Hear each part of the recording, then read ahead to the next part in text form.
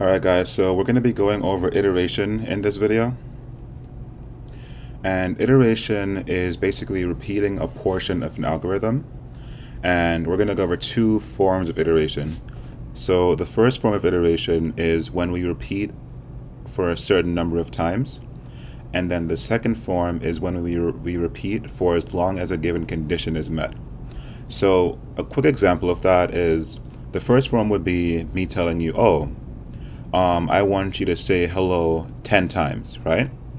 And the second one with the condition is I will say, as long as the sun is up, say hello. So in one instance, I know exactly how many times it's going to happen. And in the next instance, I'm not sure how many times it'll happen, but I know what's necessary for it to happen. So the examples we'll see are for loops.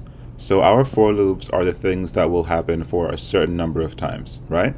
And the name helps you understand it because it'll say for a certain number of times, and that's a for loop. And then we'll have our while loop, which is the next one that says, while a certain condition is true, do this.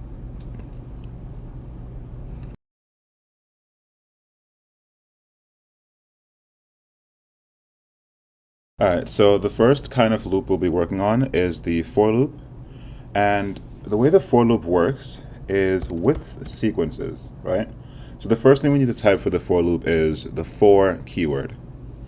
And then we give it a, let's call it a placeholder. So we're going to say for entry in sequence. All right, so two things are happening here. We have something called a sequence, and then we have something called an entry. So let's take a look at what this means. So really a sequence is any grouping of values. So a string is a sequence of characters, for example. And then a list is a sequence of values, and it can be different data types. So here we have a list of integers, strings, Boolean, and now float. But the point is, these are all sequences. And the string is a sequence of characters because S is one character, T is one character, R is a character, I is a character, N and G, right? And then in the list, we have 1, 2, 3, 4, 5, and 6. So these are both sequences. So let's look at how the for loop works with that. I'm going to create a string called greeting.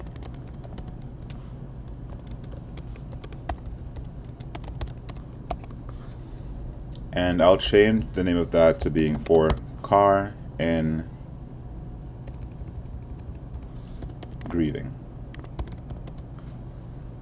So as you write the for loop, you put a colon, and then again you indent. The same way you indent in a conditional statement, you indent in a for loop.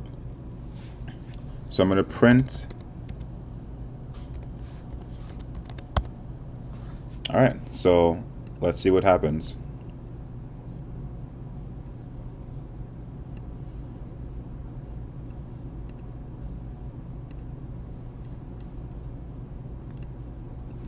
So that was a bit fast, but basically the for loop went through the string, character by character, and printed the character onto the console. So I'm going to do that same thing again, and I'll do it with the debugger so it can be slowed down a little bit.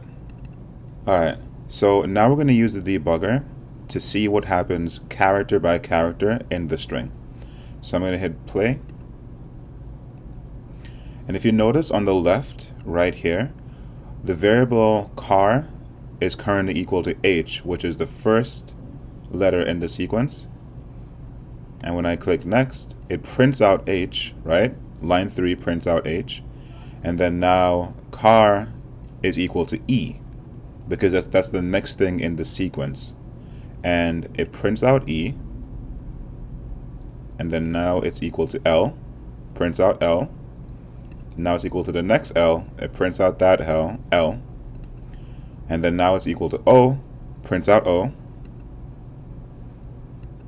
Now is equal to space because this space is its character.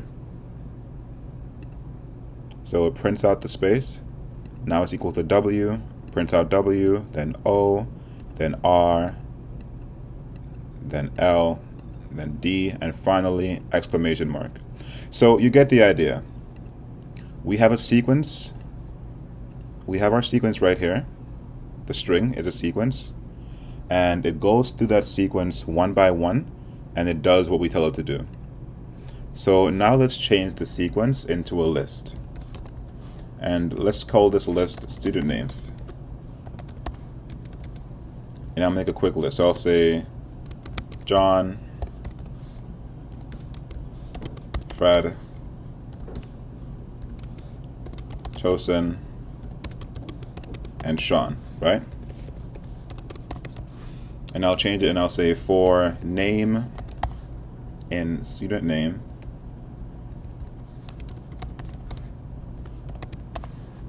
and I'll have it print out name. All right. So let's run that same program. Let's clear the console. You see that initially name is equal to John, and it prints out John. And then it goes into the next name, Fred, and it prints out Fred. Then Tosin, and then finally Sean.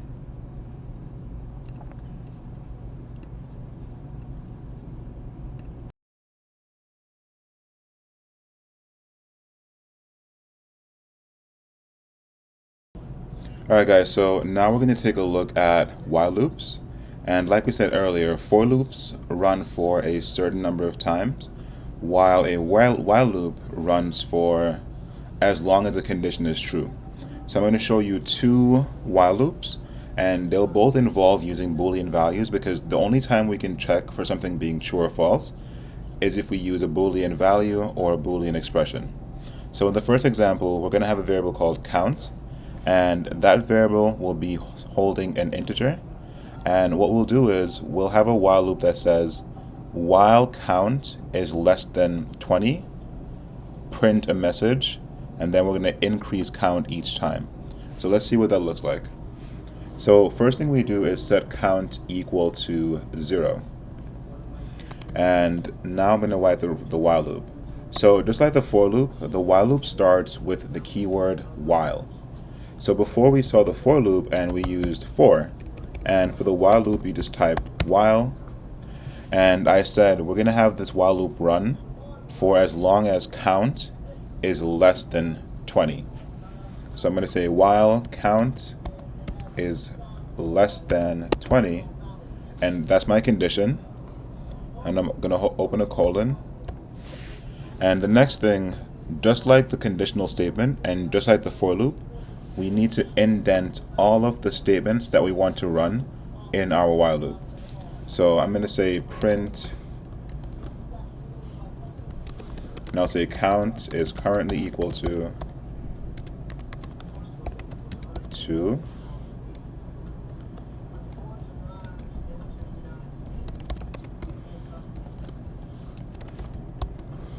All right. And then I'll say count plus plus. And all plus plus does is it increases count by 1.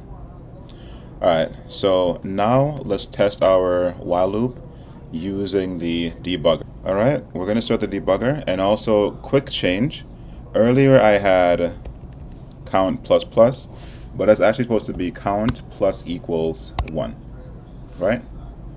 So now we'll start the debugger. Alright, so our first variable is count in line 1. And that is set equal to 0 in line 1. And then here in line 3, we're saying while count is less than 20. So we see that count is less than 20 because 0 is less than 20. So we print our message. All right, and then we increase count by 1. We go back to the top of the while loop and we say, oh, is count still less than 20? And count is currently 1. So we say yes. We print our message, increase count again, and we keep going.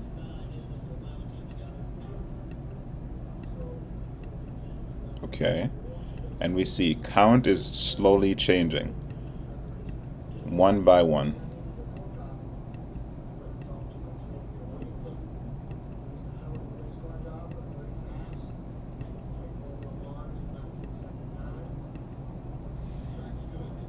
All right, so I'm going to skip ahead now just to speed this up.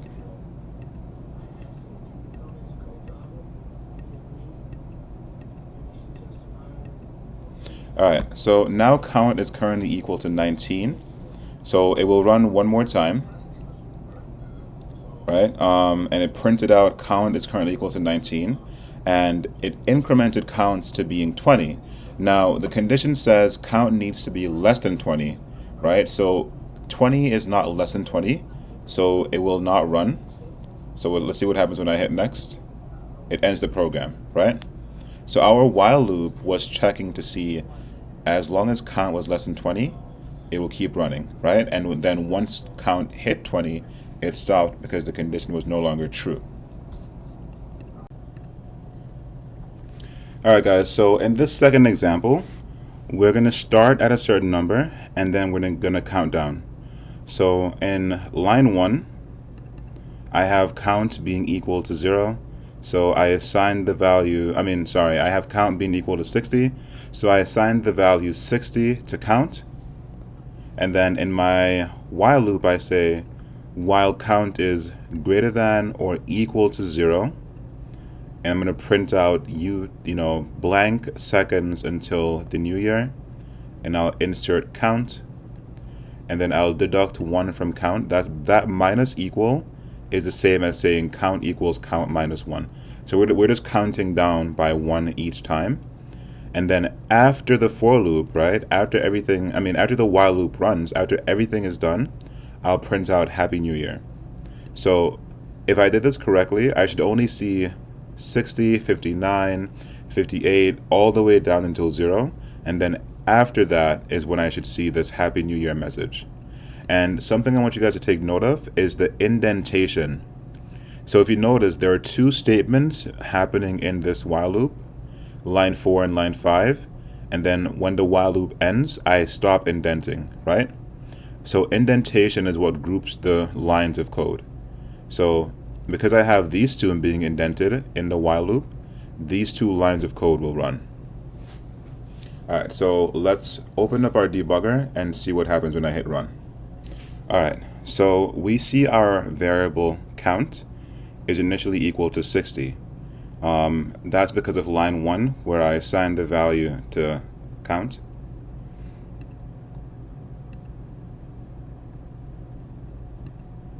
All right, so I print out the first print statement, and then count gets deducted. And now it's 59. All right, and you can see, so we're going to keep going. I'm going to click through this a little faster so we can get to the end. And if you notice, right, we're going back and forth in our while loop, but we're not hitting line 6 yet. And that's because the entire while loop needs to be done first before we hit line 6. At this point, we only have the same thing being repeated. So I muted the audio, and I'm just clicking through it until we get to when there are 8 seconds left, and then we'll resume.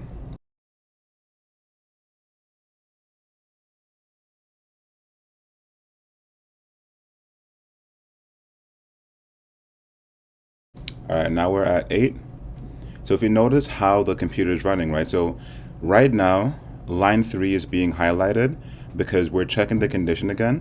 We see that the condition is being met because count is currently equal to 7. And 7 is greater than or equal to 0. So it sees that condition and it says, okay, next. So it enters the while loop and it does the first line, which is to print out the message. And then it takes away 1 from count. So if you notice, count is currently 7. When I hit next, count is now 6. And it does this whole thing again. So it says 6 is greater than or equal to 0. That's true. Enters the while loop. It prints the message. It subtracts 1 from 6. Now count is 5. 5 is greater than or equal to 0. So it prints the message. Subtracts 1. 4. 3. 2, 1, 0. And finally, we have our Happy New Year message, right?